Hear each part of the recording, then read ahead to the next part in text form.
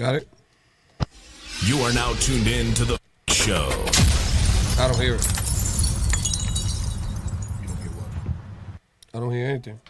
No, I'm on my headphones. You sure it's plugged in? I hear it.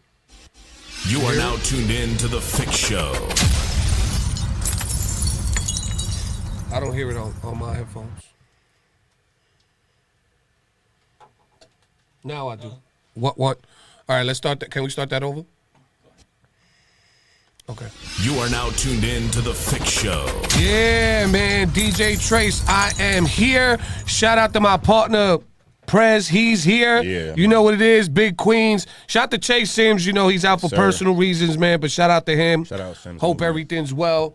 You know what I'm saying? With his surgery and all that.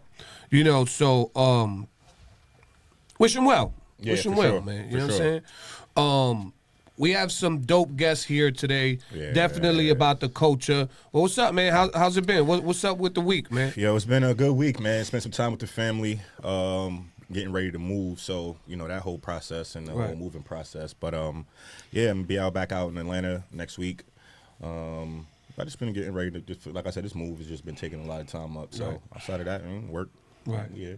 Right. What's up with you, man? Yeah, man. You know, just been chilling, man. You know, been spending more time with the kids at home and with wifey. You know what I'm saying?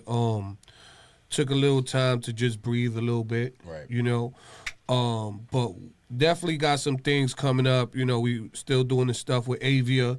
Shout out to Avia. I didn't get mine yet. Shout out to Bel Air. We just did something with Graf that was super dope yesterday. You know, at the Bel Air office. Sure. So shout out to Graf. Big Queens. Shout out to Bel Air. We just did the tasting event for the whiskey in Harlem, which was dope. Shout out to Sweet Music and everybody over there. Everybody loved the whiskey in Harlem. The whiskey, that's the Deacon whiskey. Yeah, the you know, Deacon everybody joint. like it over there. You know what I'm saying? Okay. We did a tasting event, some shots, some cocktails. yeah. You know, everybody was feeling it over there. Harlem liked the whiskey, you know. So shout out to them over there, man. We planning some stuff, you know, just slow motion. You know, in this industry, you know, you have busy months, weeks, days, and then, you know, you got to calm sure. down a little bit. You know what I'm sure. saying? You got to get ready for the spring and sure. and the summer. You know, the That summertime. reset. Yeah. You need a little break. You know. But right now, man, I was able to meet these guys on different occasions. I was able to go into their universe and witness what they do for the culture. And I'm happy that they're here today. They actually the reason why I was able to bring Dennis McDonald here to the show. They're the reason why, because I met him through them. Nice. You know what I'm saying? So it was only right to get these guys up here because they have their own story. They have their own business. They have their own following, their own network, their own universe. Right, you know right, what I'm right. saying? So it's only right to show love. And today I'm biased. They from the Lower I East was about Side. to say, so, you know, you ain't throw that in there. I thought that was going to be the first thing. Like, hold on. It's always Brooklyn, Queens, all the Bronx. No, today is about the Lower East Side, baby. Manhattan. We go Lower East Side of Manhattan, the downtown boys, okay? Everything can't be uptown, okay? I heard you. We part of Manhattan too. I heard you. Okay? Heard you. So, we gonna give y'all some stories from the Lower East Side. But the best part about today is that we get to give you two different insights about the Lower East Side. Okay. You know what I'm saying? And these two insights come from people who are family members, father and son. You know? Facts. So it's only right, man, that we start this show, and I got to get the sound effects ready. You know what I'm saying? Okay. Representing the Lower East Side of New York City. This way y'all all come party at, okay? Happy. This way y'all all come party That's where at, good food is okay? at, too. Right. Okay. We have the owners, the CEOs, the founders of the Deadly Art of Survival. Okay, we have the owners here. Gentlemen, what's up? How y'all doing? What's going on, man? Thank you for having us. Nathan? It's nice to be here, man. Okay, Nice to Jake? meet you guys. Yes, sir. What's up, man? The Ingram family, right? They here, man. What's up? Big dog. I wasn't gonna say your street name, Jake. Nah. I'm not. It's not about that today. Nah. Unless you want to talk about it later, but we got time. Okay. I'm here. Okay. What's up, fellas? Low East Side in the building. Yes, sir. Big Low East Side, man. Thank you for having us. Yeah, man. Glad Yeah. to be here. Yeah, You know, yeah, it's a good yeah, thing. man. We appreciate y'all coming here. We gave y'all a little insight before the show started. This show is about music, fashion, and culture. You guys fit in that culture part, Yes, sir. And you music. know, Right. Yes. and that's a big part of our brand, our show, and we're happy to be. We're happy that you guys are here today. For sure. And he said we're getting two sides of it. So we're getting Yeah. the OG side and we're getting the new age side. I feel Yeah. like, you know what I'm saying? So Kinda, that's the best of both worlds. And we get some music too as well. Yeah, You know what I'm yeah, saying? yeah. So at the Yes, same sir. time, yeah, man, this is a great time. for Blessings. y'all, Thank too. you So, for having so, us. so, Mr. Ingram, all right? sir. I'm gonna Yes, show you sir. the respect, Mr. Ingram. Okay, sir. you are a legend from the Lower East Side. Wow. Okay, you are in the martial arts world heavy. Right. Okay, sir. you big time, man. You big time. I'm gonna need an autograph before you leave today. Okay, I'm gonna need an autograph. All right. Let's start from the beginning. I mean, we have a large fan base, and we love to tell stories here. Yes, sir. So please, can you give us either the short story or the long story? We got time, okay? We got time. So wherever you want to start, but let's start from the beginning so we can give people the right insight on what you do, how you do it, and how you came about to do it. Yes, sir. All Yes, right? sir. Okay. Okay. Well, yes, I'm from the Lower East Side of Manhattan, Yes, sir. 1 block away from Chinatown. Okay. A place called the Alfred E. Smith Projects. It was really fascinating growing up there. A lot of memories. Good neighborhood. One of the better projects. It had its problems like any other project, but the beautiful thing about it was very diverse. You know, you had blacks, you had Puerto Ricans, you had Chinese, you had Italians. We didn't always get along, you know, but it was different from any other place. Like if you go to Bed-Stuy, Brooklyn, you went to Harlem, you predominantly see black or Hispanic. You know, where we came from, it was very much more mixed. And then I went on to study martial arts early in 1968, and I was able to open up a school there in my first martial arts school in 1973. Wow. I started teaching, talking about 52 years ago, something like that, and I taught thousands of students from that area. And then I went on to my school was right in the front of Chinatown, and then I kept training, kept teaching, you know, and it was always my goal to open up a school right in Chinatown, because I want to bridge the gap between the black Hispanics and the Chinese, which there was a big gap because you couldn't go to Chinatown a certain time of the night, you couldn't go in the Italian area a certain time of the night, and I wanted to bridge the gap between all of that. So I started teaching, you know, everybody in the area. And then I wind up opening the biggest school in Chinatown in 2002. I opened it up and became the first black man to ever own and operate a school in Chinatown history. Right. And it was all for a cause, and I wanted to be able to unify the communities. And you know, that's how basically the magazine came into play, with that idea of unifying the martial arts in the same way, in the same manner. And so that's my little short history, you Right. know, a little bit in between. I think my son, he knows a little bit more about me than I know about myself. I gotta tell you before we keep this interview going, man.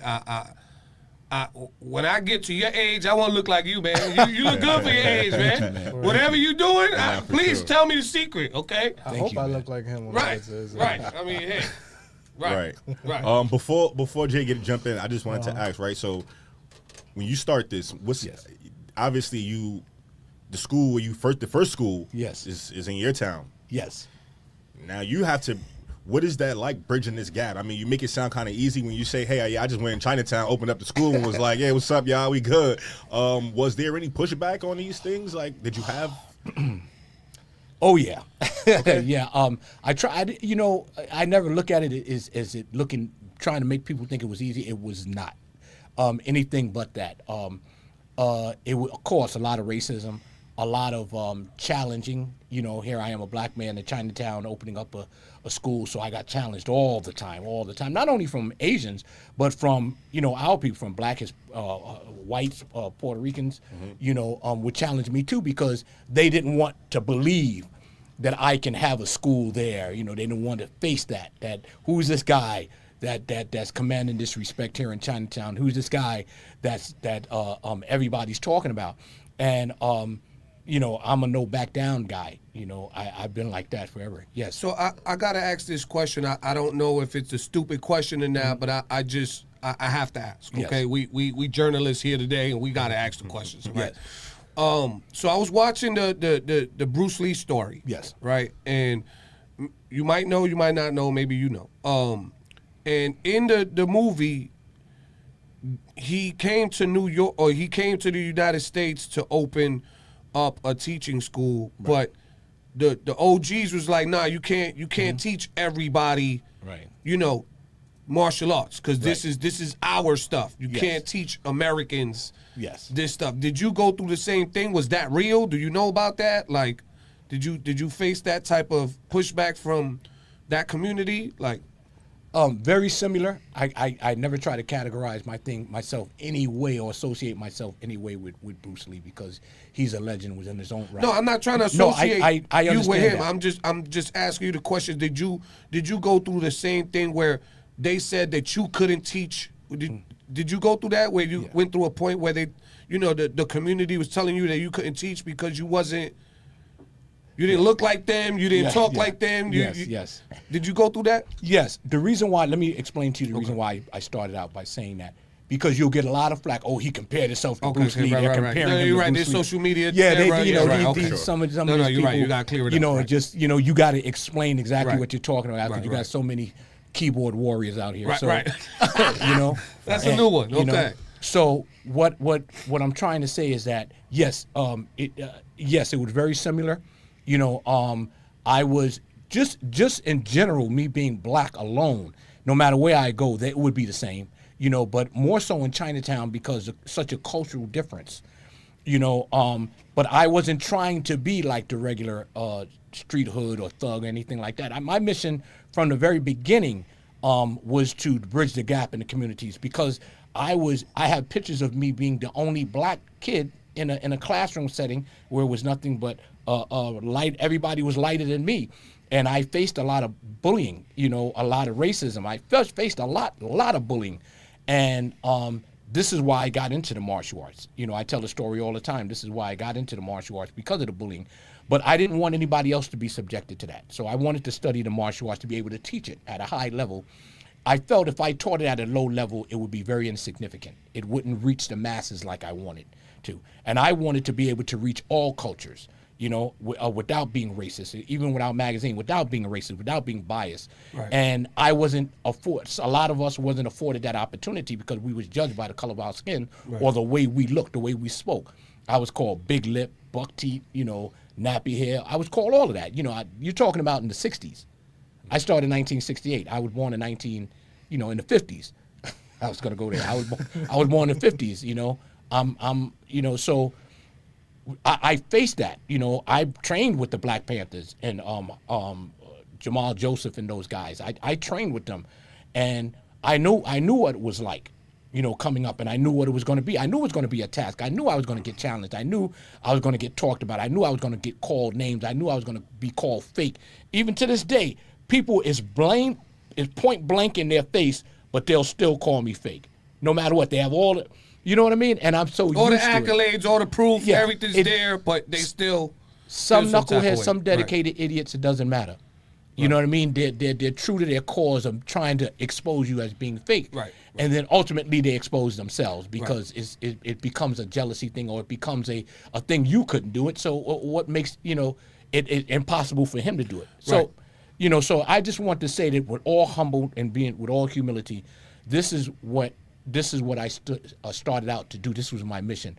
You know, my serious mission to be able to teach all cultures. Did you have to check in with some OGs in the martial arts world? Did Absolutely. You have, you know? You checked in, or they had to step to you? Like which one was it? Both. They stepped to me. They tried. Okay. They the poor fellas tried. Was it a conversation, or was it they try to like Battle it out with It you. was no What's up? talk back then.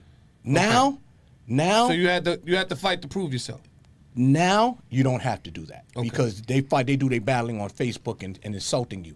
You had to fight back then. There was no Facebook, no cell phones, no computers, no internet. Whatever you had to say it outright, or somebody was going to show up to your school. I tell people all the time, I was that guy that showed up to your school if you talked about me. And you had guys that were thorough that would show up to mine. We battled it out. We didn't call the cops. We didn't do any of that. We fought. If we talk the talk, we walk the walk. Now from there, is there respect? Now after that, Much respect. Everybody that I ever, with the exception of one or two, well, most of the guys are dead now. That not from me, but are gone. I'm in my 60s. Yes, a lot of them I do have respect. Matter of fact, one of the gentlemen I was talking about that I had an altercation with years ago, I was talking about him the other day, and they said he's been asking for me, and he wants to. He wants to tell me thank you for all you've done for the martial arts community. And that's a very beautiful thing because we all understood the rules. Now there's no rules. Right. There's no rules in terms of talking. Back then, there was rules. You fought it out. You didn't talk it out. You didn't talk behind each other's back. You didn't slander and put each other. That's not what you did back then. so the schools, when you brought it over to the Chinatown, did you have? Not obviously. Were there kids, Italian kids, now black kids coming into now these communities to go to the school, or was it majority Chinese or Asian? Not culture until the people there? end, in the early 2000s, did I start getting more the Asian community because now I'm in Chinatown. Right. So then 90% of my students were Asian. Okay. Not only Chinese, Japanese, Right. Philippine. Prior to that, it was a total mix of Hispanics, blacks, Chinese, In the first Puerto school? Ricans. In the first. Now yeah. the second school, when you put it in Chinatown, again. That wasn't my second school. That was my fifth school. Okay, cool. So when you did open up in Chinatown, Yes. you had other schools, other places. Yes, then. yes. How many Yes. schools? How many schools? In total, I had 5. Okay. Okay. In total. Okay. So cool. So you were in different. The first 4 was only in your neighborhood. Well, I had my first one was right in the front of Chinatown. The second one I taught in community center was Alfred E. Smith and Hamilton Madison House. The ones that I owned was right by the seaport on South Street. The other one I owned was in Brooklyn, Williamsburg, Brooklyn. Then me and my black belts opened up another one in Washington Heights. Okay. So Wow. by this Like- time, now you're more people are Spread now out. You spread respecting out. more and getting more involved. Obviously, if you're able to grow like this. Yes. So okay, cool. But I was asking. So when you were, like you said, your mission in the beginning was really to say, hey, we gotta come together. We gotta be a community, whatever color, wherever we are, through this sport, through this Yes. training. Yes.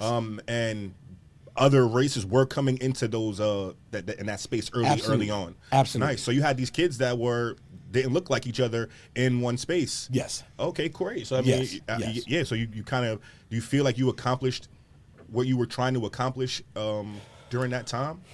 During that time, Yeah. I think it's worse now. It's worse now because it's so blatant because of the politics and I don't have to get into that, but because of politics and because of the internet. People are very brave on the internet and they'll say what they really feel. When they shake your hand, they're telling you're meeting their representative. You're not meeting them. Right. They show up later. They show up on the internet. They'll tell you how they really feel. Many guys I have hugged and then turned around. Then I hear something that they said on Facebook or Instagram or something stupid. I said, this is the guy that just shook my hand. Right. This is a guy I just put on my cover of my magazine. This is a guy that was, doing demonstrations for me. Wow. Now he's talking behind my back. Now he's trying to make everybody think I'm fake and he's the man. So you get a lot of that. I think that our magazine had started bridging the gap. That was the reason, because the name The Deadly Art of Survival, I patented that in 1974. Wow. Right. I came up You with are that the concept. sole owner of that patent. Yes, Okay. Deadly Art of Survival. So that was my mission. The reason The Deadly Art of Survival, the name came up from me and a student of mine, Freddie Rivera, God bless the dead. Me, every time I get choked up when I talk about him, but he was a good student of mine. And we were sitting watching some of our black belts and students run past going to a gang fight while I'm teaching. While I'm in the dojo teaching, and they're running by because the drugs started hitting the areas, and they was like, people were telling them, you in there training with Nathan so hard, you can come out here and make $1,000 a week selling drugs and stuff. So they started convert to that. And we were sitting down, and I said, I want to come up with a name for our school. And I said, because it's getting really deadly out here, man. And I said, everybody's trying to survive, but they're doing it the wrong way. And then I said, but still, we got to keep our art involved. That's exactly how the conversation went. I said, we got to keep the art, intact. I said, but it's deadly, and I said, but I know that these kids are only trying to survive. They're only trying to get a meal. And that's how the name Deadly Art of Survival came about, literally. He came up with the name Survival. I said Deadly Art. And he said, well, we're trying to survive. And I said, Deadly Art of Survival.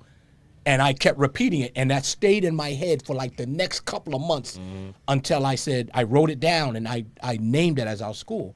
And I said my mission was to bring all the bad elements of the world into my dojo and correct it and turn it into an art and unify. You understand? But teach them how to survive, to outlive. If you get into a street altercation, God gave every animal a means of defending themselves. Why can't human beings?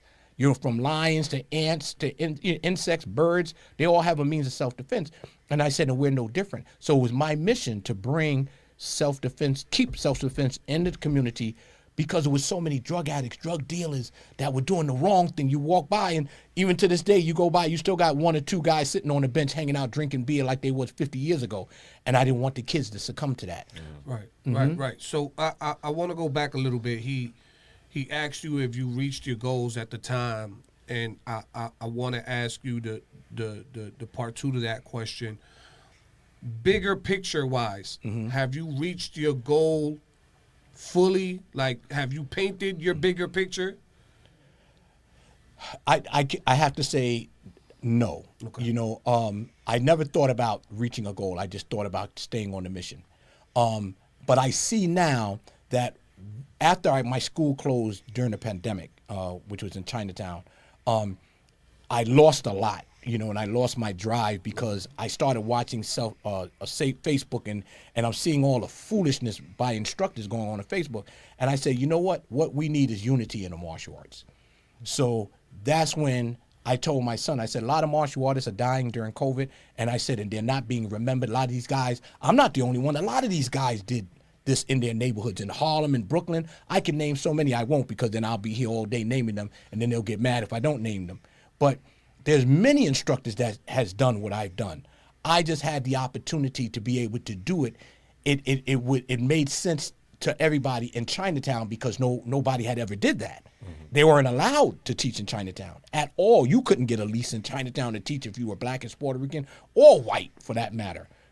So what I did to some people was just like historical, and I said, you know what? I could take that and use that as a platform to bring other martial artists to come together to do what I've done, and their legacies be told through our magazine. And that was the goal. So in terms of, do I think that I've reached my goal or what I set out to do? No, I think there's a lot more work to do. After watching social media and hearing the guys, the different instructors acting a fool on social media and disrespecting themselves, disrespecting other instructors, and the kids are watching this and they're seeing this, no, I don't think I've reached my goal. And I want to stay motivated to. But you're still working towards it. Still working towards it. Okay, so you mentioned you mentioned social media a lot, in this conversation. Yes. Let's talk about social media.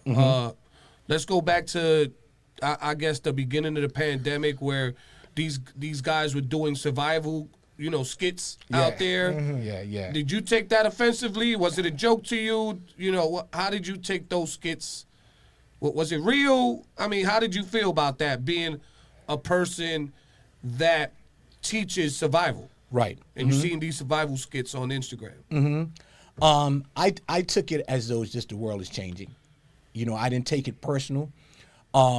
Unless it was directed at instructors that I knew that really came through the hardcore times like I did, the 60s was the hardest time for martial arts. I mean, that's when you trained, the 60s and 70s. That's when you trained. There was no training like that. It will never be, I don't think. However, with that being said, no, I don't take offense to it. Sometimes it's kind of funny. You know, I think. Were you shaking your hand like this ain't real? Yeah. That's good. That's good that you can find humor in it as well, though. Yes, That's still good that you know Yes. that you understand that the fact that you're saying that the world is changing. Yeah. And at this time, this is what y'all want to do. Yeah. All right, cool. Like, and like you said, I'm still on a mission. So at the end of the day, for me, for you, it's like, all right, cool. But that's good that you could take it that way because I'm pretty sure there's a lot of people, your OGs, it's just like. This foolishness, these kids, these people, y'all bugging right now. Y'all coming at me with it, like I do, like so. I could definitely understand how you can feel. And say, I actually you know, wanted to it's go cool. back to that because not in my era, but his era, they would come to your dojo and try to take over your Literally. dojo. Literally. And there's a lot of stories that I know you could talk about. Yeah. And going into Sensei Wolf. That's So some of these things Wow. we've seen on movies, on TV Oh, no, and that movies really used that to is happen. real. Oh yeah, that Okay, okay. that would happen. wow. That would happen literally. My black belts. I got something coming out that my black belts are telling stories, and people that were there are telling stories, on a big platform about what I had to endure. Nice. You know, and what many instructors, not just me, had to endure. You had certain instructors that would go around literally just closing down schools if you were fake. Literally, some of these schools could never survive during that time because you would have got called out. You would have been getting a knock on your door talking about, would you like to train with me? And get the brakes beat off of you. So what's fake? When you say fake, what was like? So what would be a fake trainer or gym or you know like? Well, what would guys you that made up stuff, and it was literally, you know, like I trained traditionally. A lot of instructors I knew trained traditionally, and a lot of guys just made up stuff. They, you know, well, the movies didn't come out until like for me till 1973, 1972. I wasn't into martial arts movies. That's when it became public. But I was training 4 to 5 years prior to that, so I didn't know about making something up. I didn't know you could make up an idea of making martial arts. And then guys started doing that after seeing Bruce Lee walking around in their martial arts uniform and wearing, you know, ponytails and all that, trying to be like the Asian culture. And you can never be like somebody else. You can only duplicate it, but you can't be the original. And you can tell the difference. And a lot of martial artists like myself that seen these guys, we would challenge them and beat the brakes off of them. They'd open up a school and they'd promote fake guys like they're doing now and just giving out belts. We weren't having that.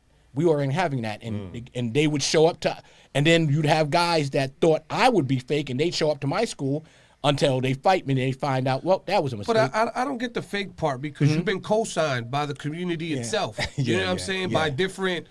Not him, though. I mean, well, people, Yeah, people, yeah. people No, just, I'm just saying, I don't people can get- say I what don't- they want. They can Yeah. say, like you said, they can say it, but like as he said, though, I put mine in. Mine's Yeah. here. I'm gonna show you, and my legacy. right, is right. what's Even gonna shine with that, as well. people don't see that. They don't see that. You know, These I are what don't you see call that. is a They don't term do that the younger research. generation use. You guys heard it called haters. Yeah, I'm OG, so I don't know Right, about. right, right. hate. Yeah. They call them haters, and you got guys. I know one guy in particular. All he does, his mission is going around calling people fake. Okay, so don't walk around. I hate to say what he walk. You don't gotta name no names. I'm not going to So name good. any names, but you know, and this is what he does. Doesn't know me from the hole in the wall, but his mission is to prove to everybody that I'm fake. He can't do it because, you know, the legacy. That's my point. It's like I mean, at the end of the day, you got right. people. It's like I mean, but it your becomes a joke. credentials are there. You know what I'm Yeah, saying? yeah, Like, it becomes a joke. And so many others, not just me. I don't want sure. to keep focusing on so many of these martial artists instructors that I came up with are the real deal. I mean, and you can't water down everything they accomplish just because you have a big ego and you want everybody to put the focus on you and you became the martial arts professor or scholar. Right. You know, and you never, you know, that's like me saying something about you and I just met you. But I'm going to say everything you ever did is wrong. Right.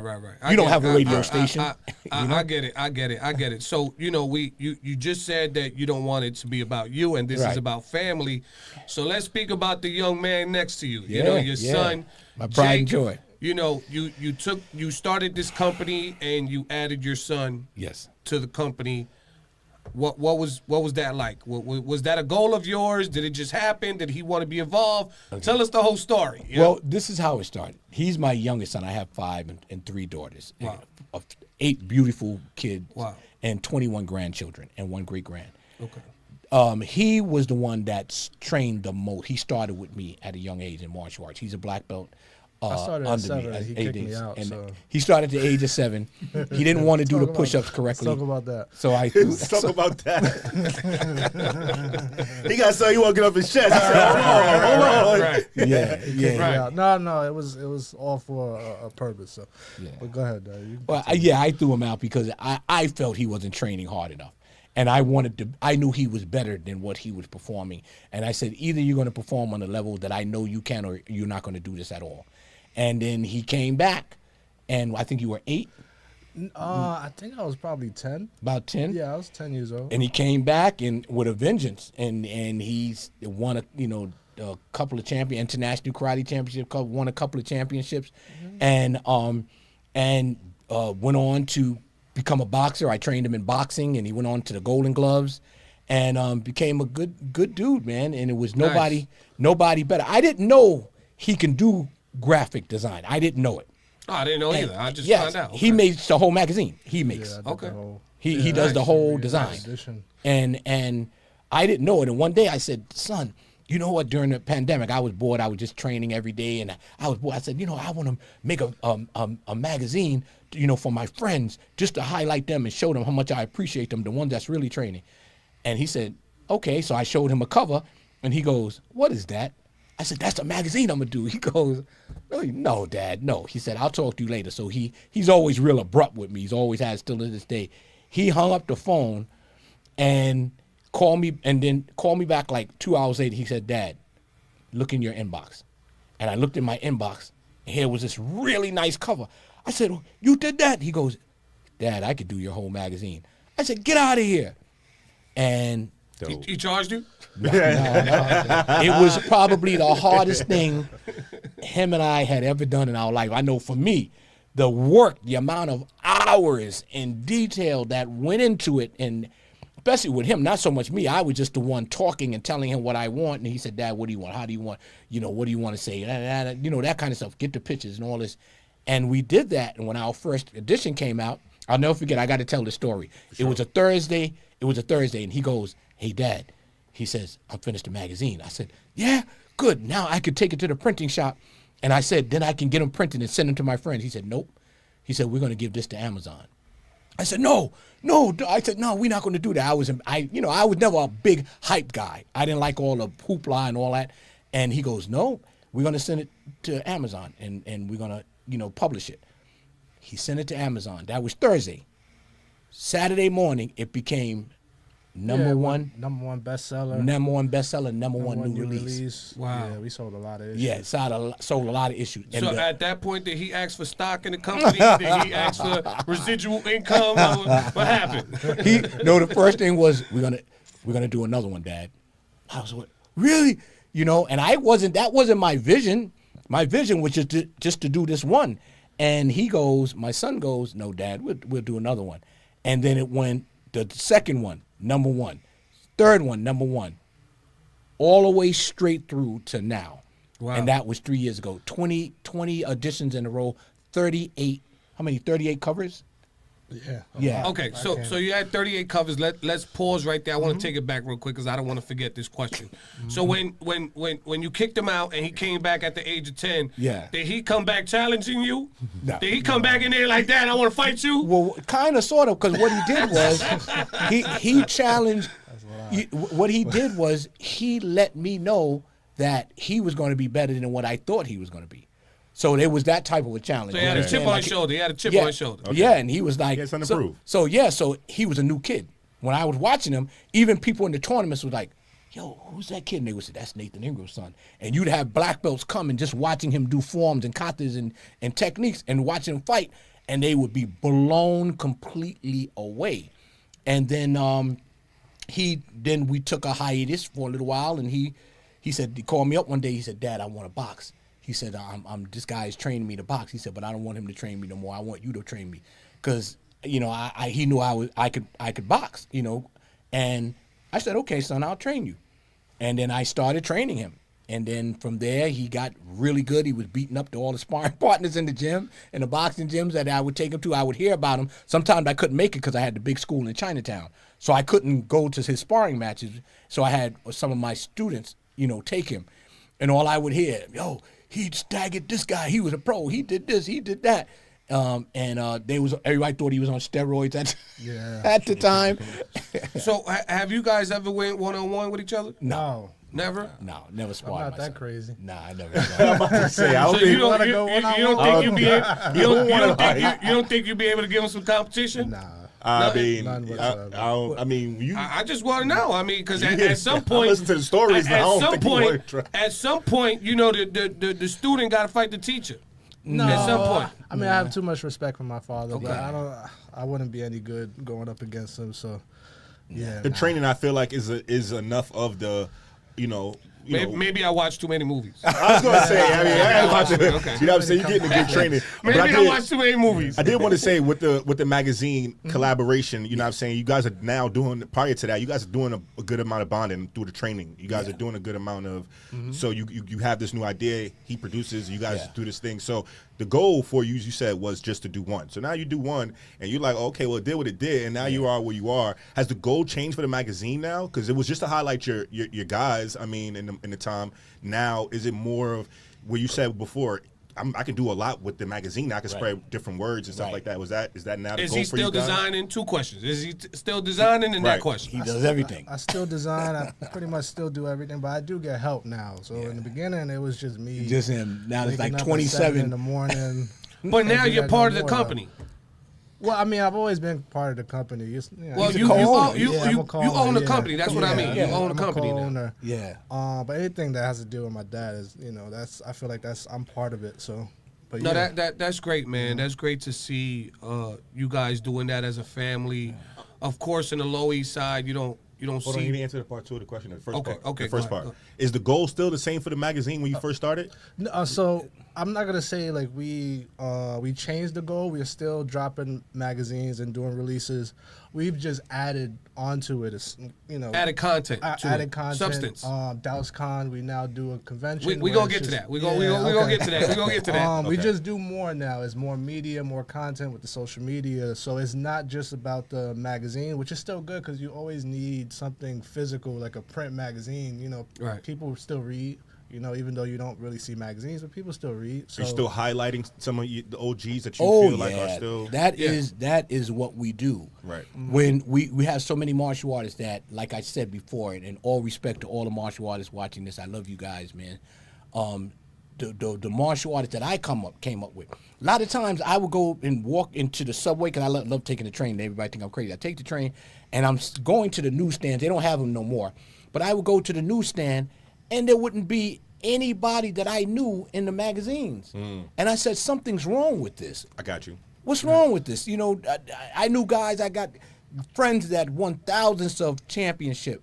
I can name their names: Abdul Mutaka Bear, Sheldon Wilkins, Derek Williams. I can go on and on and on. Anthony Arango, Moses Powell. Moses Powell, Hassan Khalik. Hassan Khalik, Sugar Crossing, Crossing. Y'all gonna forget Abdul somebody. They're gonna get me mad. Shabazz, They're gonna be Odette mad. You better Russell. stop. You better stop. Right, I could go. right. Yeah, I could go on and on of some of the Jonas. I had to say that. And these guys that has come up, that has won so much. Daryl Starks. I can keep going. I'm sorry. I'm sorry, but I got to name people that. Right. That Jim Rivera, all these guys are guys that been in the martial arts and you never seen them on the cover of anything. And they're so humble. They're like, Right. we're good. But I would say to them, no, you got to leave your legacy, man. Right. You Right, have right, grandchildren. Your children want to Right. know there's nothing wrong with your history being told. You weren't born, to live just to die, and no memory of Right, you. right, This right. is what I believe. For sure. Right. No, I think it's cool. And going back to what I was saying, I think it's dope that a father and son get to build a business together. You don't really hear too many stories like that coming out of the Lower East Side. Yep. And it's great that you've been able to give back to the culture that you studied and that gave so much to you. You gave so much back to it. Let's fast forward a little bit. Yes. your son right here, we met through a mutual friend. Shout out to E Hustle. E Hustle, yeah. You know, he also knows somebody who's part of my family. We're not gonna talk about that part, you know. But he knows somebody part of my family, and he hires me to do this event. And I've never done one of these events ever. In my mind, I was telling my wifey, like, what the hell am I gonna do over here? He's like, nah, you know, just come through, get on the mic, you know, just help promote the event, whatever. And I'm like, all right, you know, so I come through. Bring them a box of Bel Air, you know what I'm saying? Do what I do, you feel me? I get there, and I see this. I felt like I walked into a whole new universe. That's how I felt. Like, the minute I walked in, I didn't feel like I was in New York. I didn't feel like I was in the Lower East Side. I just felt like I was on a different planet. And I was just like, wow, I was amazed. I'm looking around. You know, you see all these martial arts, you know, people in there doing their thing. And then I see one of the I don't want to use the wrong term, sensei, master. Yeah, sensei. We're all instructors, so yes. Instructor. I'm gonna say instructor. The lady with the green fit. Professor Yes. Zahel, From LA, right? Zahel, yeah. Oh man, when she was doing the demonstration, I was like, whoa! Like I would never want to bump into her on purpose or nothing in the street. Like she whipping ass over here. Like she was doing some shit. I recorded it. Excuse my language. I was recording it. I was like, wow, and I became amazed by what was happening. And then they had the young kids doing demonstrations, and it was just like a whole. It was kind of like Comic-Con, but for martial art. Right. You know, instructors and artists and all that. And I was just like, wow, like this is really, really dope, you know? So I just want to say thank you for involving me in that, having me a part of that. I learned a lot. And let's talk about it. Let's talk about DOSCON, right? Yes. How did that start? Where is it at right now? What's coming up in the future? Let's talk about it. I'll let you talk about that, Dad. Well, he done a lot of talking. What's that? You know what I'm talking? I'm not a big talker. He's not a big. And what's funny I'm a big is shower, you know? he's a big shower. And what's funny is he has all the traits of me when I was younger, because I was the same way. This magazine has brought this out of me. Prior to this, I didn't want to be in the limelight. I didn't care about what people thought about me. None of that. You know, but getting to DOSCON, what DOSCON is Deadly Art of Survival Magazine Live. Okay. That's what DOSCON is. Right. You know, bringing all these magical instructors like what you've seen. See how you describe what you've seen? Right. That's what we want to bring.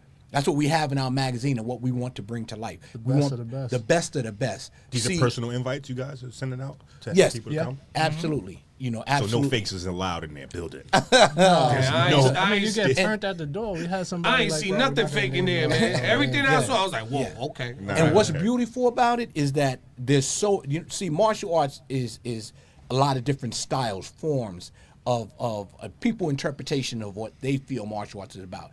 And that's the beauty of it. You know, there's nothing fake about martial arts. Gotcha. That's like me, you making a painting and I'm calling your painting fake. Right. There's nothing fake about you. That's your interpretation of what you see, what you feel. What's fake about that? I got you. That's what martial arts is. And so when it comes to DOSCON, what we do is we bring all these martial artists together, all different ethnicities, cultural backgrounds, different styles, countries, and they come from, you know, all over United States, and to be able to participate and show their art. And this is the beautiful thing. This is the unity that we're trying to bring, instead of the arrogance, my style is better than yours, I'm better than I've been teaching. Nobody wants to hear that. You understand? What we do want to hear is that, how are you making things better? You know, how's your child being better? You know, is he running around with the gangs, or he's in there training with you? What are you saying to make people better? Right. You know, right, this right, is the message of DOSCON, to bring everybody together in one day, and let them have fun. You know, camaraderie, learn good martial arts, learn good philosophy from other instructors, hear good, valuable information, hear positivity, and have a positive time. No, I'm gonna let you say what you're gonna say. What I saw was amazing, and you did a good job you did a great job of hosting. You did a great job of allowing the instructors to get their shine. You stepped aside. Like, it wasn't about you or your son or the magazine. It was about the people who were there in that building at that point in time, and you let them get their shine. You wasn't like in the videos and all that. You know, like, you was really there letting people do their thing, and I respected that about you, and I earned even more respect for you seeing you host that the way you did it, and it was dope. I was really intrigued. I was involved in it. I was trying to videotape everything. You know what I'm saying? Like I said videotape. I'm trying to record everything. I'm from the old school too. You see the white hairs, right? So I'm trying to record everything, and it was amazing, man. It was amazing to see it. I actually got some ideas. I came up with some ideas that I would like to talk to y'all about. Maybe we get some lunch or dinner or something, and we talk about some stuff. But I seen some stuff, and I was just like, okay, maybe, some ideas. Yeah. But it was super dope, and you guys had some celebrities in there. Yes. You want to talk about that? Yeah. Who do we have? We had Shi Yang Ming, which is the RZA's from Wu-Tang's instructor, Rosie Perez, Bokeem Woodbine. He was there. We had Dennis McDonald, who you guys had on the podcast, which is really dope, from Bad Boys 4. Which I had to say, that scene in Bad Boys 4, I don't know, when he was getting down in Bad, that made the movie. But we had Dennis McDonald. We had Timok as well from The Last Dragon. Which One of my favorite movies. I still watch that. I was going to ask you about that too when I got a Yeah, chance, we had but- Timok, The Last Dragon, which was your sparring partner back in the day. They used to spar together to get him ready for fights, and he would get him jobs at clubs as well, right? You guys used to bounce together back in the day, so they got a lot of history together. So we keep him involved. But going back to you, we would love to have more ideas, because we want to make it bigger. Yeah. And there's a lot of people that do martial arts in the hip hop industry and the music industry, in general. So that's what we're trying to do, just bridge the gap and just grow what we have, which is DousCon. And that last event, you guys did it in the Lower East Side. Yes, sir. Was there like an idea for that? Did you want to do it there? Did you want to bring it to the hood? Why didn't you do it in Chinatown? Like, what was the whole concept of bringing it there? The first one was in Chinatown. Okay. The first one was in Chinatown. We wanted to keep it kind of in the Lower East Side, because the Lower East Side is so full of culture, and diversity. There's no other area probably in the United States that's like that. And we wanted to keep it there because, first of all, that's where I came from. Right. You understand? That's where my son was born and raised. His sisters and brothers, I love you guys. They were all born and raised there. So for me, it's more of a personal thing. For him, it's more personal. Right. We're branching out. We're going to be in Florida in September. We're going to be in Indiana in June. We've done Chicago. We done Chicago. Yeah, so we're done branching out. Chicago. We're taking it all over, but we wanted to start out in the Lower East Side because that's where I'm from, and I wanted to show the Lower East Side because, no matter what the negative stuff is about the Lower East Side, it was so beautiful to me coming up. I wasn't one of those guys. First of all, I was a gang member. A lot of people don't know that. I was in the Chinese gangs, the Ghost Shadows, as well as the regular gangs. So I do know the whole tough guy acting stuff. I know that, and I know what it's like to be a part of that. Once I got shot, and I came up out of that in 1973. The exact date was July 2nd, 1973. People, you can look that up on the archives. And when I came out of that, while I was laying in the hospital bed, my mom said something. She said, she asked the doctor. She didn't see me because they had the everything covered. And my mom said to the doctor, "Where is he?" And the doctor said, "He's in the room there." And she said, "Where did he get it?" And the doctor said he got it in the back and in the leg, and in the back. And my mom said, "I wish he would have got it in the head." That changed my life. That changed my life. July 2nd, 1973, hearing my mom's word that she would rather me be dead than to give the world any more problems. And I gave up the gang life. I was in the Royal Javelin, 15th Division, 3rd Chapter, in the Volatics Projects of Lower Manhattan. I was a vice president of the Royal Javelins. I gave up that lifestyle to change the community. I said, I had just got my black belt that June while in gangs. I had just got my black belt. And then I remember saying, why am I doing this, man? What am I doing? I'm not helping the community. And then from then, I went on to change, to try to change and do my part in the community. So I did anti-drug programs, I just did a lot down there. Because of what your mother said. Because of what my mother Does said. that still stick in your head? Is Every that still single day of my life. And I always want to know if she sees what I'm doing. Before she died, she let me know, her and my dad let me know how proud they were of me. But hearing it. See, I was never big on patting the back. The reason why, the minute you take out to compliment me, that's the time I took out, and I could have did something positive, something else. So I was never that kind of guy. Like, people see me now and they think that this is who Nathan Ingram always was. No. There was a time when I wouldn't talk to anybody. I was on a mission, just training and teaching. I've taught over 20-something thousand students. And that's all I wanted to do. I just wanted to train kids. I'm very good with kids, and I love children. I love my grandbabies. Everybody knows I love children. I'm close to my children to this day. And I always wanted to be that guy that people could say, you know, he made a change, man. You know? Right. No, it's a great story, man. It's a great story. I actually want to go back a little bit. I just came up with this question in my brain. We didn't get a chance to talk about it, but I want to talk about the styles that you guys, you know, came up training on and learning. What were some of the styles that you? Well, originally our system was Shotokan Karate. Okay. I started in 1968 under a gentleman by the name of Angel Crespo. He was Filipino, and he started teaching me. I was being bullied. A friend of mine, David Fernandez, came to my house and knocked on the door, and he was in his karate uniform, and my mother thought he was in his pajamas. So she thought he was completely crazy, and she told me, she said, your friend out there in his pajamas, you know, he looked like a fool. Go get him, tell him to get out of here. But he was in his karate uniform, so he wanted to show me some stuff, and he started beating me up in the hallway. And I said, man, can I learn that? He said, yeah, come to my school on Monday. So I did, but what I did was, I didn't want to look like a coward, so what I did was, a friend of mine, Frank Banks, God bless the dead, had a white belt. And I took the belt and I went to the store and I bought some green dye.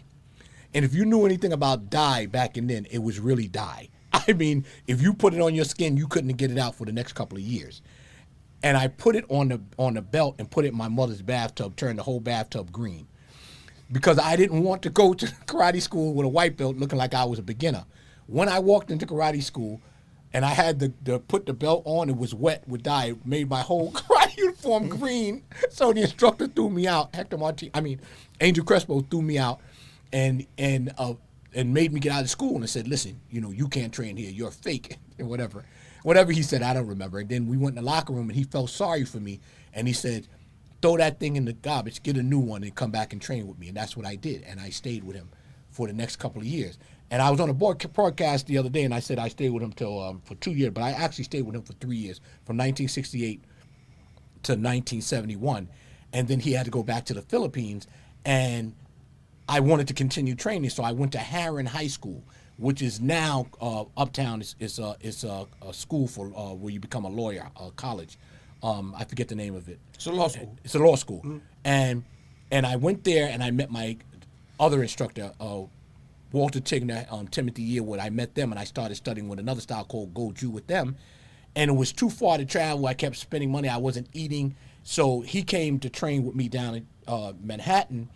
And so I met my next instructor, Hector Martinez, in 1971. And this is a quick, funny story. He was giving a big karate demonstration, Seward Park High School. So I was there. Yeah, I used to go there. Yeah. So I wanted to be like I was a tough guy. So I go in the audience and I'm sitting in the audience with my gear on and watching, and there's a lot of people. Now it was obvious how good they were. So they challenged him, and 16 of his black belts challenged the whole audience, and nobody raised their hand. So I raised my hand, and I went up on stage and got kicked in my mouth and dropped. But I was that kind of, back then you didn't get kicked and quit. You get kicked hard, and it made me want to train more. And he came to my dojo that Monday, and he said, you want to train with me? And I said, yeah. And I stayed with him for the next 30 years, Hector Martinez. But in between, I did study Kung Fu with Peter Chan. I studied White Crane. I studied a little bit of Northern Praying Mantis, 7-star. So I studied a few styles. Boxing, I trained in boxing. Are these styles, can you tell them directly as off someone's stance or someone how they punch or what? Oh yeah, they're all significantly different. Okay. You could tell right away. You know what style a person's from if they perform it right. If they made up some stuff, it's hard to tell. Like I have a hybrid style, and it's called DAS, Deadly Artist by Shokujutsu. So it's kind of different from other styles because I combined what I learned during a time where people had a hard time combining. They were staying traditional. But I knew growing up in the hood, getting into street fights and fighting a lot and beating up, fighting and drug deals and all this kind of stuff, I knew that traditional martial arts wasn't going to work. I had to really learn how to fight. From fighting, we grew up in the hood. You had to fight. Right. You grew Going to Seward Park, you had to know how to fight. Yes. Yeah. Exactly. That's that. If Yes. you went to Seward Park Yes. and you from the Lower East Side, Yes. you know what time it was when it was Yes. 3 o'clock and you left that school. You had to know how to fight. And you didn't have to know self-defense. Right. But you was going to learn how to fight. Right. Right. I I want to get back into the magazine really quick. When you get involved, once you where it is now, obviously you've had your input. You said you added a lot of things. What are some of the things that you have added that you feel like has now made the magazine what it is? And do you have more things that you are ideas that you want maybe throw out your dad to add to it? Well, definitely the social media, which has helped us grow, even though we do, we face some issues with it as far as Instagram, but, we have 130,000 followers and we get millions, anywhere from 30 million, views a month and up. But definitely the social media, and it's helped us go out and get seen in different countries like the UK, France, Brazil, Argentina. But also DaosCon. We have a lot of people that come. Oh, I wanted to answer your question too about the first one. Why did we move? We got too big. It was too many people. Right. So, we had the first DaosCon. We had about 300 people, and we're like, it was small. It was like a little church. So it's like, well, we got to expand. We got to get a bigger venue. And that's how I look for this one. We got to get a bigger venue. So, that's the case. We want to keep growing, keep expanding, and get bigger and bigger. But yeah, the DaosCon, we added the DaosCon. We're doing the podcast as well. We're doing episodes on the podcast, Warriors of the Velvet Rope. And we're talking to, different people. We talked to Sean Merriman, NFL. He also fights as well. He trains as well. There's a lot of people that train that, they played in the NFL, they played in the NBA. They're actors, that are training. We did Wesley Snipes. Right before he did the last movie he was in, which I forget what movie, but it was a Marvel movie. But yeah, we just, the Wolverine, was it Deadpool and Wolverine? Wolverine, that was the last movie I seen him yeah, in. Yeah, Right, he was in that one. Right. Yeah. And hopefully they keep him on for Blade. I don't know what they're taking so long for, but yeah, we're just gonna keep growing and keep expanding. Yeah. Nice. I'm sorry. I did want to ask about the Last Dragon. When that came out, like obviously, that was around the time. I didn't watch too many Bruce Lee movies, but that was like That was the first. 85, right? 84. 84. So when I first saw the Last Dragon, whatever age I was, I knew that I wanted to be. I told my mom right then and there, put me in school. I want to learn how to fight. I want to be. I want to learn karate. Along with just the Three Ninjas, that was another one that really. That was classic. Yeah, no, that really made me kind of like, yo, I want to He's get my busy. age. That's how I know he's my. Yeah, I want to get busy out here. So when these movies come out, and just in The Last Dragon specifically, is this a movie that people are looking at as like, or people like yourself, instructors, are like, this is like fake martial arts? Or were you able to tell? Because you say he really fought. You say he really trains. And he really, Timok was an Really undefeated. fought in A lot of kickboxing. people don't know he was an undefeated kickboxer. Timok. A lot of people don't give him the credit. Timok is a thorough martial artist. Studied under a gentleman by the name of Ron Van Cleef, the Black Dragon. Wow. Who was the original Black Bruce Lee, who was the original Wesley Snipes. He started the martial arts movie before most of these guys, him and Carl Scott. They didn't know about martial arts until Ron Van Cleef, true martial arts. So Ron Van Cleef taught Timok. That was Timok, one of his good students, along with another good gentleman by the name of Glenn Perry, wonderful martial artist who took over their system. So Timok, Timok and I have a long history. I met Timok, he was 17 years old, and I hired him to be a searcher at the club I was working at, Bonds International Disco, in 1981. And we became tight.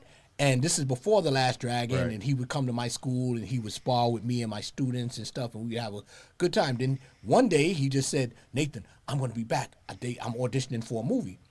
Next thing I know, Timok is calling me, talking about, listen, I need you, man. I need you to bodyguard me. They got me traveling around. I need you. Nobody else. I need you. I said, okay. And he hired me, and I went with him to a George Benson concert. And he walked into Radio City Music. I have to tell the story. He walked into Radio City Music Hall. None of the women wanted to see George Benson no more. They screamed like he was a stripper when he came out on stage. It was crazy. And I said to him, I can't do this.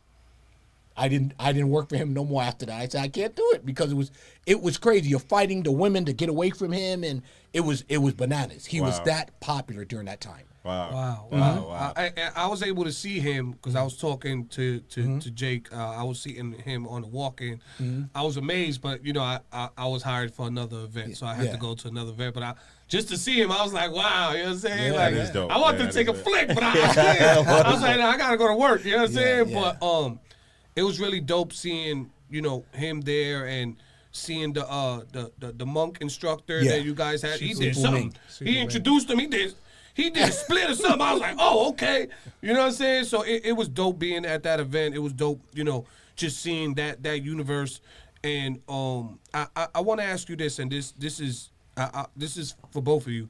This is outside of the Deadly Art of Survival. Right.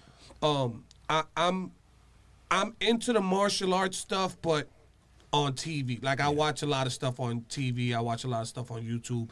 I'm from the old school, VHS martial art tapes. My dad used to get all the movies, you know what I'm saying? Like he still got the VHS tapes, you know what I'm saying? So I was always into the martial arts stuff on TV. You see these guys like Steven Seagal, Van Damme, a couple of the other guys like really against each other. You know what I'm saying? Like on social media, on YouTube, talking about how one is faker than the other and one is really not a martial artist. Is this stuff real from what you guys know, or is this? That's what I was asking. Like are you able to tell? Are you able to tell? Like yeah, like are these guys really in that universe? Is this all just movie talk, actor talk? Like what is it? From what you know, Jake? This is what happens when you become irrelevant.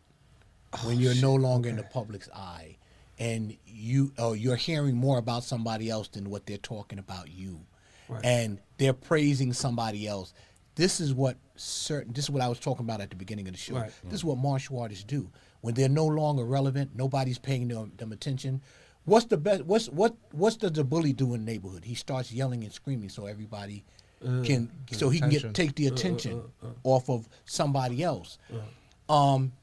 They're making complete fools of themselves because it's not helping their reputation. Right. They can do so much better in martial arts. Now, this is when the martial arts becomes fake. This is when the martial arts becomes questionable. This is when you get other people countering them, talking about now they're looking at them visually.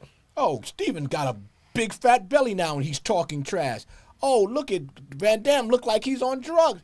This is when you start putting yourself out there, that's the kind of attention you start getting. Not the attention that you're looking for, because they're trying to make themselves relevant. Like I heard Steven Seagal. I'm not a fan. He tried to get in the magazine, but I turned it down. We both turned it down. But you get guys like him saying, Steven. Yeah. You get guys like him saying, oh, I taught this guy in the UFC this kick and I did. No, you didn't. You just reminded the guy to throw the kick. That's different from teaching him to kick. That's different. And so I don't knock any of those. I feel bad for them. And I feel bad for all martial artists that brag, because I feel that it brings the wrong intentions. What you set out to be good intentions, or put the focus on you put the negative focus. So no, I think that what they're doing is funny, is hilarious. I try to shun away from that kind of stuff, that kind of talk. Okay. Because it's it's not foolproof. It's not like you're walking around with a gun in your hand. Right. Everybody has their own style. Everybody has their own on top of style. that, right? We appreciate your opinion. So what's next? What's next for the Deadly Art of Survival? What's in the works? What's coming up? What's new? Give us some exclusives. We like exclusives here. We love exclusives. What's next? Come on, Jake, give me an exclusive, man. We're traveling around with the DOSCON to different states now. Yeah, we're doing DOSCON, in separate states, and we might even get to Dubai. We're not talking about it yet, but it's something that we may do in the future. But there's a lot. There's a lot going on with the Deadly Art of Survival. lot of offers, being made to us of things that people want us to do. So we're not trying to talk about it because, if it doesn't materialize, then, people, oh, see, they're No, going I get it, I down. get it, I get it. No, But is there some that is materialized? Can we get exclusive? we'll talk we more have on a the DOS. You got a book. Booking, yeah, I have a book, The Deadly Artist of. Well, actually, the Nathan Ingram story coming Right, out you with got the it. movie. Right, Did you okay. see the trailer of the movie? No, I didn't see. The I wasn't trailer. even going to talk about it today. But Jacob said, "Don't talk about the movie." But yeah, I have the movie coming out with my other son Justin. The Nathan Ingram story. The trailer was shown that day. Yeah, I didn't and, see it. Yeah, it got a lot of good reviews, and it talks about everything that we talked about today from my Chinatown upbringing, but more detail, but not through Nathan Ingram's words, from the words of people that were there to see it. Nice. So that's going. Can to we be see out. it somewhere? Not yet. Not It's yet. not out The, yet. No, the can we trailer. see? Can we see the trailer? Can't play Not it yet. yet. No. We Okay. played it there, but we Okay. made sure nobody recorded it. okay. The trailer came out that night, and it came out the Friday night. A lot of people from Saturday Night Live Right, and right, Netflix right. and everything was there. And it was really, really a pleasure to have them see it and and talk about it like they did. So that's in the future. But yeah, no, we have a lot coming up. We're we got a game in the works. Yeah, but we got a game in the work. Yeah, A video game? Video video game. game, Okay, Deadly okay. Art of Survival, but it takes a lot of time, so that's in the works. You do video games too, man? It's Huh? a You lot of designing work. the video It's game, a man? lot of work. We got Okay, a big man. team behind it, but it Right. takes time. What else? Maybe a series down the line. Who knows? We got a lot that we need to discuss. And Yeah. A lot of talk about. possibilities. A lot of Lot of possibilities. We have a good possibilities. team now, man. Well, I got an big exclusive team. for y'all. I got an exclusive for y'all. Since being at that event, right? I saw a lot of people wearing different sneakers, different footwear. Right. And I'm part of a sneaker company. Yeah. And I would like to talk to you about maybe sponsoring one of your events with some sneakers. Wow. Nice.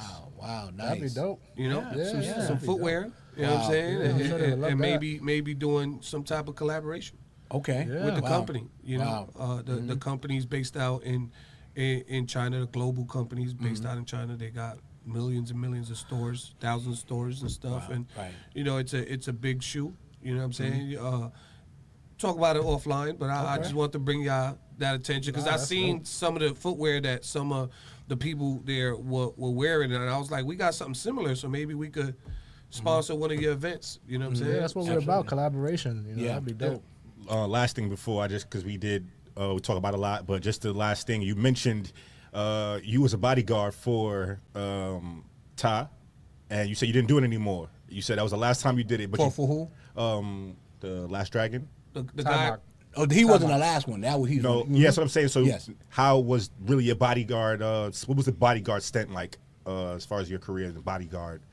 He said you mentioned you did some. Yeah. Some Yeah. That was. It was. He saved Ice Cube. That's Yeah, something he yeah. don't bring up, but I gotta bring it out of him. It's a lot that I gotta Yeah. bring out of him. But he pretty much Saved. saved Ice Cube's life. Yeah, at a club in Queens, Trafalgar Square, where he had a problem with a guy. I don't know if I can mention his name on the air, but he You had have to mention on there. Yeah, Just he go had ahead. a problem with a gentleman, and I spotted the guy in the club, and he had a gun on him, and he was trying to make his way to the stage, and I was able to spot him, and I was able to subdue him and apprehend him. This was back in like 1996, and Tupac too. Nice. Good guy. I was with him 2 weeks before he got killed, and I tried to. Back in the days they called me Apollo, so that was my nickname name, and he would call me Papa Apollo, and he wanted me to work with him, but I said no, man, I can't work with you no more. I said you got this beef on the West Coast, East Got Coast. too much heat. Yeah, and 2 weeks later he was murdered, man. You know, and that hurt me a lot. It took a while for me to get over that, and I still haven't gotten over it. I did DMX, and on Trey Songz, a couple of people. Snoop Dogg. Snoop, yeah. Was this just work? 'Cause obviously your passion is in more like martial arts. So this bodyguarding thing was Just money on the side. I got you. Just side money. Got and you. I started becoming popular because after the bank robbery, when I stopped the bank robbery in 1981, then I became a hot commodity. That's when I was born. That's my year. Is that 81. the year you won? Stopped the bank Yes. robbery. In 1981, yes. Okay, wow. And then I got a big reputation from that. But what happened was I had to go low key because then I got threatened by different organizations, Black Liberation Army. They were actually robbing banks at the time. And they took offense to me stopping a robbery. So then they put a contract on my head. Let's not for do that anymore. Yeah, so I had to stay low key, not for my own safety, because I didn't care. It was for my family. So for years, I didn't do interviews. This is what I'm doing the past 3 years. I wouldn't do. I wasn't doing interviews for people. I mean, so you've been an instructor, you've been a teacher, you've been a hero, you've done all this stuff, man. Like, is this the legacy that you thought you would have to leave behind for your children, for your family, or are you still building it, or? Absolutely not. I didn't think it was going to be any kind of legacy. I tried to keep my kids from talking about me. Okay. my son, my oldest son, Nathan Jr., my heart, he wanted, for years, he tried to talk me into doing a book. I refused to, because I just felt it was just so, it's me, here I am. Look what I did. Yes. And even with this is new.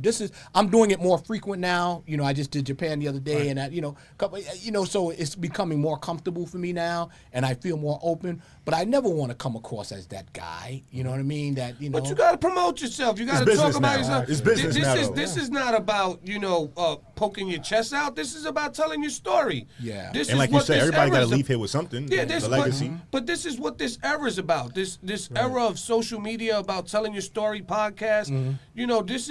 This has been like this. I mean, we've done this for almost 10 years now, but this has been like this. Right. You know what I'm saying? You got to tell your story. Yeah. And the right know ways, what I'm the way saying? you're doing it as well is, people, you're not walking around saying, yo, like you said, look what I did. No, Yeah, you're you're not still doing saying it in the nothing same negative. way and keeping that awareness aware. Hey, listen, I think you're doing it gracefully, man. For sure, for sure. And you're not saying nothing negative. We enjoy your stories. Yep. We enjoy learning about your history, how you bring your family into it. Like, this is dope, and people should know about it all over the world. You know what I'm saying? Because who knows who you could inspire, or who you have been inspiring and motivating to do some of the things that you've done. Maybe in their own fields. Maybe there's somebody who doesn't care about martial arts, who never trained, but because they see you and they hear your story and your kid's story, that they're motivated to do what they want to do with their lives now because of your story. You never know. Right. You know what I'm saying? So continue to do Please. this. Continue to tell your story, because you do not know what you're going to get out of it. For sure. You know what I'm saying? It could take one person who could say, I love this story, let me give these guys $1 million. You know what I'm saying? Let me fly them out somewhere, use my studio to do whatever y'all want. You never know. Right. You know, so you got our support. For sure. Appreciate You feel that. me? We appreciate the time. We appreciate, I know you're a busy man. You're a busy man. We appreciate it. I mean, is there anything coming up in New York City, just for the people from New York that are tuned in, that you want to talk about? Yeah, we have DousCon, Indiana. New May- York. He was talking about New York. New York. Oh, in New York. Anywhere Oh, in New York okay, City? in Anything New York, coming up? July 18th. 18th. We have the Dow Show. It's going to be in Brooklyn. I'm definitely going to keep you updated on that. 275 Park Avenue. What else do we have? I have 2 shows. That's next going to week. be, and that's going to be different. The Dow Show? DOSCON 18, Yeah, because we got Trace, this is he's the gonna first be time of any kind of show like this. Yeah, you know? we have Trace. We're talking to a couple. I don't want to name any names, because then you start talking about it too early, and then things fall apart. But we got a couple people that's going to be there, be performing. Myself, I'll be performing. I got 2 shows next week. A gentleman you had last week, Lord Digger. I'm gonna be opening up for. That's Lord right. Digger. I met Lord Digger through you guys as Right. well. DJ Ronan, shout out to him. We got to have him up here next. He introduced me to him, and I liked the story, so I was like, we got to bring him up. Right, So we but, brought the 2 guys up at the same time. And I met him through DJ J Ronan. Shout out to him. And then I just did Terrell Blair. He had Neek Bucks. I just opened up for Neek Bucks. Big Buck's my guy. Yeah, Long time. Shout out to him. And I got another show called the BK Art Fest with Frank Nizza. So, yeah, that's a couple of the things we Shout out got Frank, coming man. up. Always Yeah, working. yeah, good Yeah. guy. Yeah. That's what's up. Yeah. Dope, man. So Leave us with the IGs as well, where they can follow wherever yeah, is going on, wherever if you you can got purchase tickets any or whatever. shout outs, if you want to tell people where they can follow you, but I'm going to tell y'all this next time I'm on Shade 45, Sirius XM. I'm definitely want to shout out your company, what you guys is doing. Appreciate you. So maybe you can send me a little text or something that I could say on the air, you know, to millions of billions of listeners, you know, whatever. But you definitely got our support, however we can support. Love what you guys doing. Thank you. It's Sure. great, Appreciate it. you know, and he's been a good guy to me, so we're gonna keep, you know, supporting. Got You want you. to give some shout outs? Want to let people know where they can find you? Yeah, you can follow us at Deadly Art of Survival on Instagram, basically all platforms, Facebook, you know, YouTube, Jake Northface on Instagram. You could, you know, tap into my music. That. Everything he just said. Any shout outs? Shout Anybody out want to, to shout out to all the representatives, on our representatives, team, yes, Glenn yes. Beck, Nicole Beck, my wife, Yeah. my daughter Jalen, my son Jacob Jr. Everybody, all the martial artists that we featured and will be featuring in the future. Yeah, and mainly to our representatives, I want to say, because they don't get a big enough exposure like we like them to. But our representatives, man, shout out to all you guys, man. You know who you are. I don't want to mention everybody's name. We'll be here for a while, but shout out to all the Deadly Art of Survival magazine representatives. Nice. And we're gonna nice. bring Jake back up to do more about his music. Yeah, and stuff we too gonna as bring- well. we gonna bring and you talk guys about your on story, a separate fighting and all side. that for sure. So you know you could be the Jake Northface person. You know what I'm saying? Today you was the son. You know. Yeah, and no, but now for sure. we got to bring you up for part 2 as the artist. Oh yeah, for sure. You know, For sure. For sure. I'll probably still have him with me. So, yeah. It's my security. Right? Right, and you know, maybe I'll go back to studying the arts just so I can say the word apprehend. Right, subdue. Right, I think I'm gonna go back to it just so I can use those words, man. Yeah, You know what I I'm saying? subdued him too, but Right. yeah, I got it. You know somebody's about their business when they say I Apprehended them. somebody. Yeah, I yeah, that's a apprehended fact. him. Yeah, we good. Yeah, nah, You we said good. it was straight. For real, yeah, I apprehended him. him. Yeah. He had a gun, but I apprehended him. You know what I'm saying? I think I'm gonna go back. Yeah, man. we got to check them You basics know, out. when they had before we get out of here, you know, back in the days when they had, you know, Boys Club over here on Pitt Street, Yes, yeah. and all that, they used to have real, You won a championship. Yeah, there. I used to train I there. won a couple of them in swimming and all that. Okay, yeah, I was on the nice. swimming team. I used to box there. Wow. You know what I'm saying? And I used to take martial arts in Boys Club. But Wow. then I got into football, and then I got hurt, and then I stopped. I got a cracked disc and all that, so I had to stop all that, you know, all that stuff. You feel me? All that street Yeah, fighter yeah, shit. older. I had to stop it, you know. But appreciate it. We definitely want to have you guys back up here to talk more about, you know, the 100%. book, the movie, whatever comes up. You guys got a home here to promote and network whatever you want to promote and network up here. Appreciate We're that. going to keep building. Yeah. You know, right when we get off the air, I'm going to talk to you about some ideas that I had. But thank you. Appreciate y'all. Yes, sir. You know what I'm Absolutely. saying? DJ Appreciate y'all Trace, being I'm here. man. Black Bottle Boys, Prez, Prez, Big man, we Queens, here. a.k.a. Mr. Airbnb. If you guys need an Absolutely. Airbnb, holla at him. Yes, sir. He got Airbnbs all know over, what he man. doing. You know, and we'll catch you on the next one. I think it's time for me to bring, you know, one of the classic artists back to the show, man. So we might have, you know, I ain't gonna say it here, Sound but like a you know, plan. it's gonna be big, man. So shout out to the engineer, man. Shout out to the Matrix Appreciate you. Studios, the DSN DSN. Network. Another episode in the books, man. We see y'all next week. You know what it is. We out of here. Fix.